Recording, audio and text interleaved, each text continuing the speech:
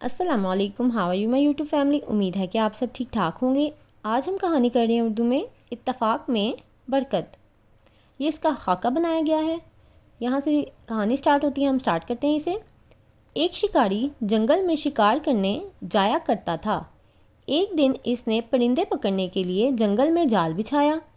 अनाज के दाने बिखेर दिए ताकि परिंदे इन्हें खाने के लिए आएँ तो जाल में फंस जाएं। कबूतरों का एक गोल इधर से गुज़रा। उन्होंने अनाज के दाने देखे तो खाने के लिए उतर आए। उतरते ही वो सब जाल में फंस गए। अब तो वो बहुत परेशान हुए। इनमें से एक कबूतर बहुत अक्लमंद था। इसने कहा, हम अब भी आज़ाद हो सकते हैं, सब मिलकर ज़ोर लगाओ। कबूतरों ने इसकी बात मान ली। उन्होंने मिलकर ज़ोर लगाया और जाल को ले उड़े। शिकारी दूर तक इनके पीछे भागा मगर थक कर बैठ गया। कबूतर जाल समेत इसकी नज़रों से ओझल हो गए।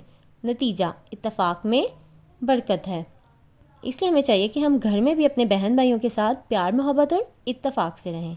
उम्मीद है आपको मेरी वीडियो अच्छी लगी होगी। अगर अच्छी लगी है तो इसे लाइक और शेयर कर दें और मेरे चैनल को सब्सक्राइब कर दें। नेक्स्ट वीडियो में मुलाकात होगी, तब तक के लिए अल्लाह हाफ़िज़।